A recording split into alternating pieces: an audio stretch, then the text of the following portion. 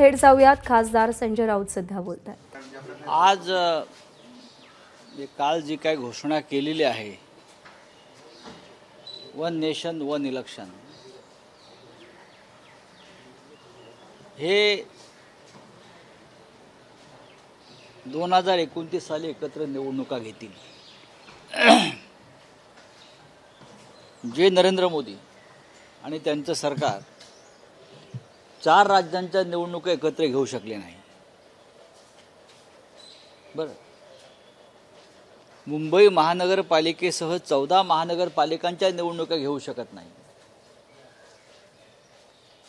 जम्मू काश्मीर जैसे राज्य में सारख्या राज्यात 3-3 वर्ष निवडणुका घेऊ शकले नाही। मणिपूरला जे सरकार पळून जात आहे, त्यांनी वन नेशन वन इलेक्शनचा फंडा आणावा, हे जरा आश्चर्यकारक आहे। लोकशाहीला, हिंदुस्थान हा एक मोठा देश आहे, महान देश आहे, प्रचंड लोकसंख्या आहे, अनेक राज्य आहेत, त्या राज्यामध्ये विविधता आहे, भाषा आणि प्रांत वेगळे आहेत, संस्कृती वेगळी आहे, हवामान प्रत्येक राज्यातलं बदलत असतं। घटनाकारांनी, हिंदुस्थानच्या संविधानकारांनी, आम्ही जे म्हणतो ना संविधान बदलण्याचा प्रयत्न सुरू आहे,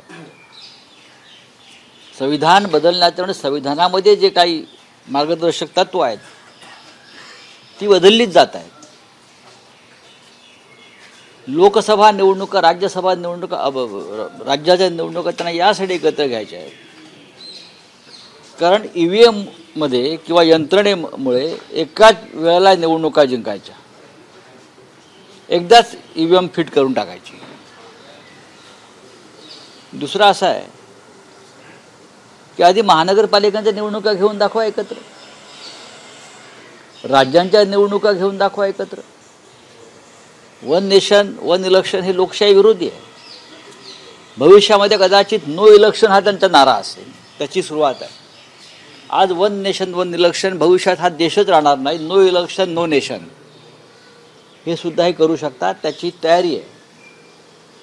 आम्ही सगळे इंडिया आघाडीचे लोक एकत्र बसून याच्यावरती चर्चा करू। जेव्हा संसदेमध्ये हा प्रस्ताव येईल किंवा विधेयक येईल, त्याच्या आधी आम्हाला चर्चा करावी लागेल। पण भारतीय जनता पक्षाचं प्रत्येक पाऊल हे संविधानाला आव्हान देणार आहे। घटनाकारांनी, संविधानाच्या निर्मात्यांनी ज्या तरतुदी करून ठेवलेल्या आहेत त्या लोकशाहीच्या दृष्टीने अत्यंत महत्त्वाच्या होत्या, आणि मोदी त्या संविधानावरच हल्ला करताना दिसत आहेत। राऊत साहेब, वन नेशन वन इलेक्शनच्या घोषणेमागे किंवा या संकल्पनेमागे देशात ज्या वारंवार निवडणुका होतात आणि त्यावर मोठ्या प्रमाणात पैसे खर्च होतात, तर एकत्रित निवडणूक घेतल्यास हा खर्च कमी होईल। मोदी यांना अर्थशास्त्र कधीपासून कळायला लागलं? मोदी यांना हे अर्थशास्त्र कधीपासून कळायला लागलं? आणि मोदी हे कधी झाले अर्थपंडित? इतक्या वर्षामध्ये या निवडणुका झालेल्या आहेत, आणि आमच्या पूर्वजांनी, घटनाकारांनी अत्यंत काळजीपूर्वक विचार करून घटनेमध्ये या तरतुदी केलेल्या आहेत। नरेंद्र मोदी यांनी नवीन संविधान, नवीन कायदा लिहू नये त्यांच्या लोकांनी, हा त्यांचा राजकीय स्वार्थ आहे। भारतीय जनता पक्ष भविष्यात राज्यात आणि लोकसभेत हरणार आहे हे नक्की झाल्यामुळे अशा प्रकारचे फंडे ते आणतात। राऊत साहेब, थेट प्रश्न आहे, वन नेशन वन इलेक्शनला काँग्रेसने जो विरोध दर्शवला आहे, शिवसेना युबीटीची भूमिका काय आहे? आमचाही विरोध आहे, कारण हे संविधान विरोधी आणि घटना विरोधी आहे, देशाच्या एकात्मतेच्या विरोधी आहे, राष्ट्रीय एकात्मता ज्याला म्हणतो, भाषा, संस्कार, संस्कृतीच्या विरोधी आहे। मुळात हे देशाच्या विरोधीच कृत्य आहे। तुम्हाला निवडणुका जिंकायच्या आहेत एकाच वेळेला, म्हणून जर तुम्ही हे फंडे करत असाल तर त्याचा देशाच्या दृष्टीने काही फायदा नाही। निवडणुकीमध्ये खर्च होतो, मग लूट थांबवा ना। देशात जी भ्रष्टाचाराच्या माध्यमातून लूट आणि दरोडेखोरी सुरू आहे ती आधी थांबवा।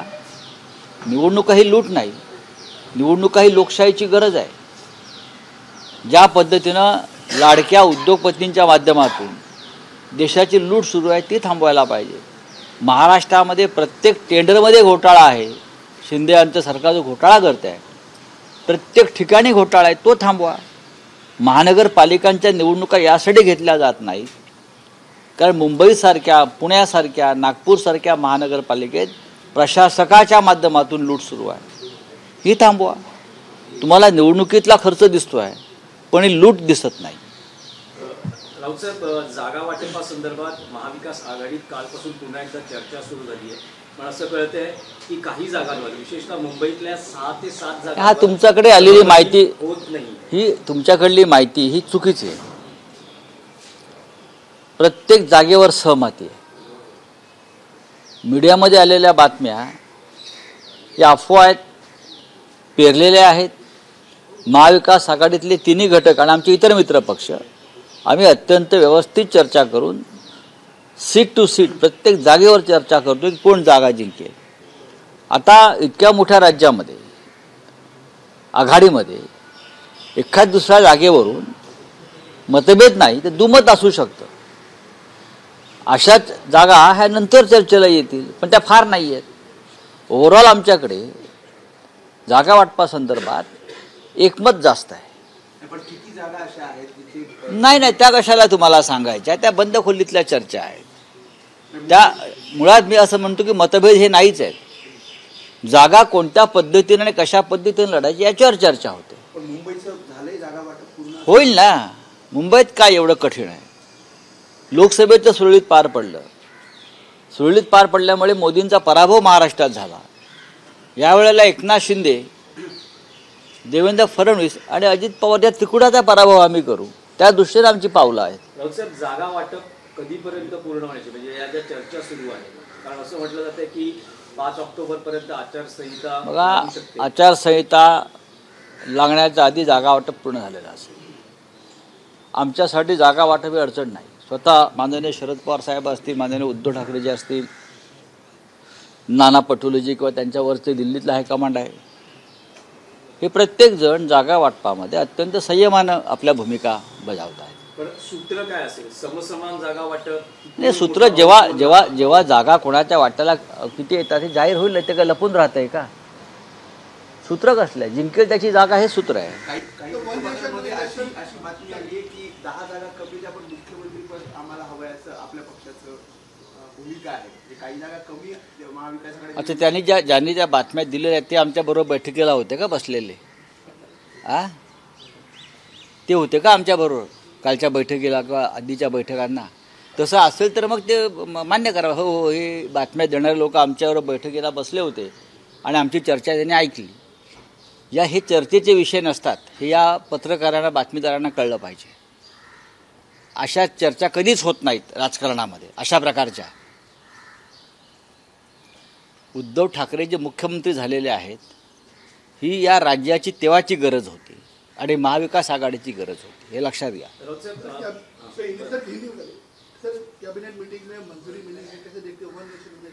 देखिए, ये लोकतंत्र के खिलाफ ये निर्णय है.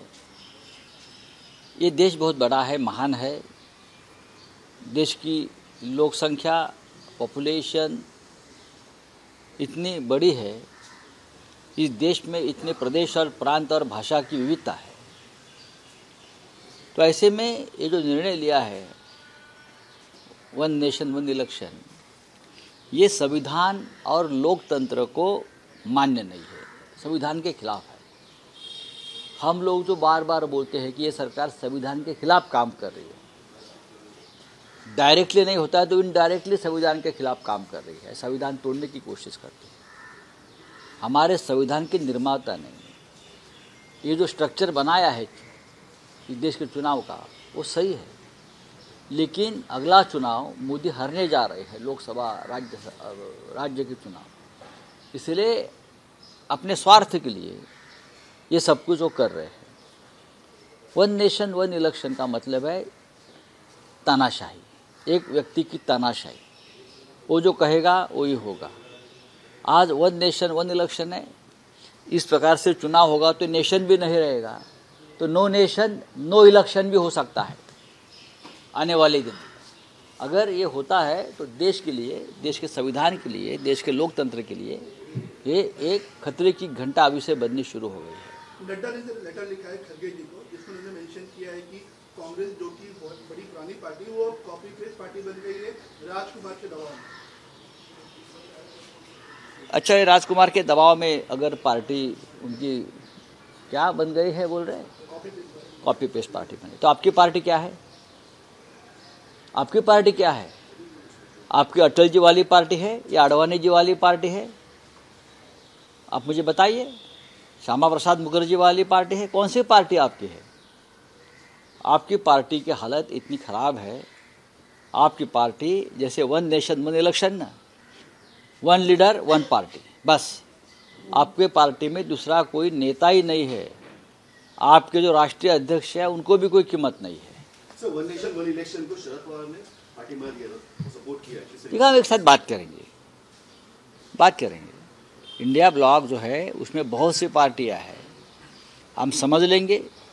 जब सामने आ जाएगा विधेयक, इस मामले में बिल आ जाएगा तो उसके ऊपर चर्चा करेंगे।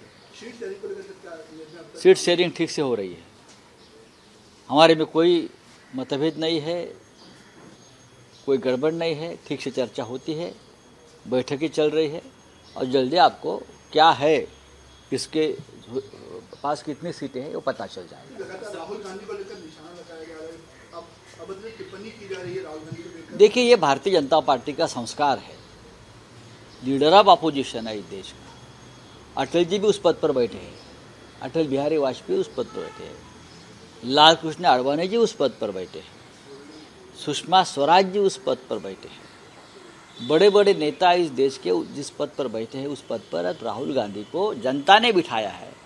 अगर आप मानने को तैयार नहीं और बार बार एलओपी के बारे में यानी लीडर ऑफ अपोजिशन के बारे में अभद्र भाषा का इस्तेमाल करेंगे, उससे आपकी विकृति भी है और आपकी संस्कृति भी दिखती है। समान नागरी कायदा लागू होणार अशी वक्तव्य भाजपच्या नेत्यांकडून वारंवार होत असतात आणि आता असं अजित पवार म्हणतात की समान नागरी कायदा लागू करण्याचा खोटा प्रचार भाजपने आतापर्यंत केला। भाजपने केला ना, मग भाजप बरोबर कोण आहे? आम्ही आहोत की तुम्ही आहोत? भाजप जर खोटा प्रचार करत असेल तर त्या खोट्या प्रचाराविरुद्ध अजित पवारांनी आपला आवाज वाढवायला पाहिजे। चला, थँक्यू। तर वन नेशन वन इलेक्शन प्रस्तावावर संजय राऊत यांनी टीका केलेली आहे। संविधानाच्या विरोधात जाणारं हे पाऊल असल्याचं संजय राऊत म्हणाले। एबीपी माझा, उघडा डोळे बघा नीट।